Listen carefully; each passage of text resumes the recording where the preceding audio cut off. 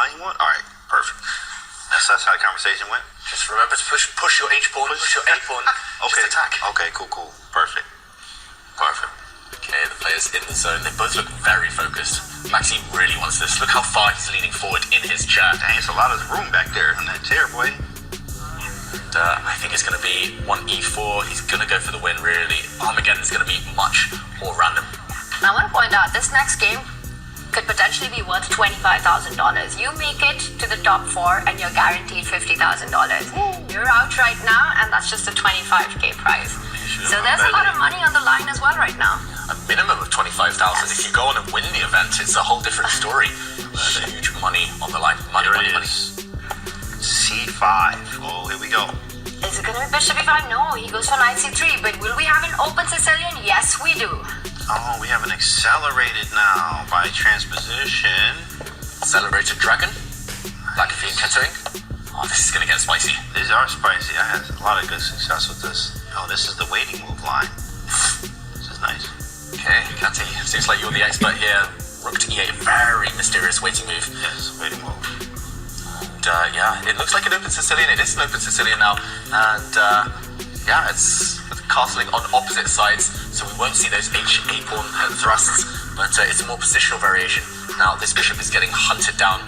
Maxime's quite attached to his light squared bishop in all openings, especially in the Spanish.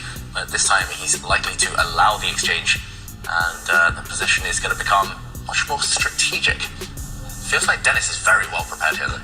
Yeah, he's been blitzing out his move, and he's about to get the bishop pair to start with in an open position. That is usually something to brag about. Great preparation there, but Maxime also keeping up with the speed. He wants to keep it flexible. You take that bishop, he's saying take it on my terms, I take it with the A pawn, it moves towards the center of the board, opening up the rook on that A file development without making a move. Yeah, I think there's no rush to necessarily take this bishop, so often if you're thinking about a trade, and I think good advice again for everyone, do it on your own terms, keep your opponent guessing, only kind of pull the trigger, only go for it when you're fully ready. And instead he plays pawn to b6, getting ready to improve his light squared bishop on the longest diagonal. You see the double fianchetto for black. Quite rare in a Sicilian, but yeah, I really like the long-term chances for black here. Black has 2 central pawns versus white's 1 in the center, and yeah, the bishop pair incoming. And he can still delay it for another move, right? The bishop isn't running anywhere, but the one idea that black has to watch out for is a move like e5. That rook lined up against the black queen, he does trade off on b3. I'm expecting the pawn, the A pawn, to take that knight, open up that rook line, but e5 again in the air. A pawn sacrifice. Can you do it right now? Yes, it can. That's pretty nice. E5 is annoying. And what is the discovered attack? Let's jump in and show this because it's...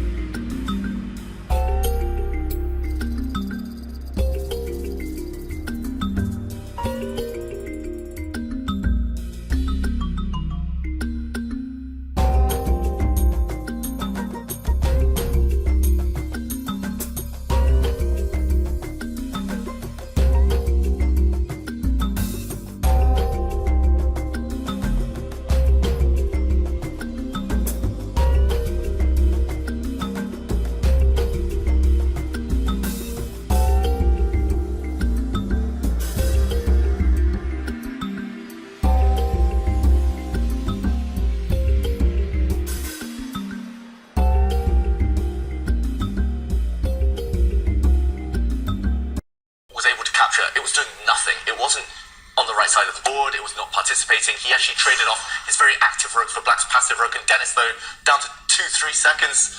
Every turn is a blunder coming. Yeah, he just lost a pawn. He's down a pawn, and the white king is sliding towards the left side of the board, coming towards the other pawns. Ooh, another check. The white knight is going to drop back with a check.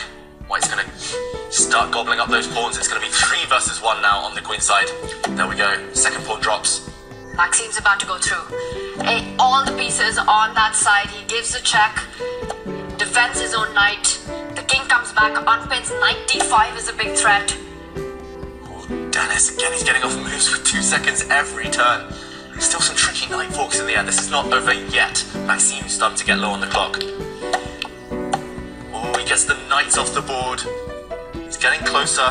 But rook endgames do have a drawish tendency. That's 2 extra pawns, David, and a good couple of seconds extra on the clock as well. Very handy right now for Maxime. If you give a check, the rook blocks that check. Okay, he's trying not to allow his last pawn to get traded off. If Maxime can trade off black's remaining pawn and can keep 2 connected pass pawns together, it's over. There we go, the black pawn staying where it is. The white king, though, is coming. How long can you stay? Because the white king will go up. He's relying on checks, that is. It's amazing how he's keeping his chances alive to hold on in this endgame, playing on seconds. This is not so easy. It's not easy at all, but this move... Ooh, that was nice. Wow. Spectacular.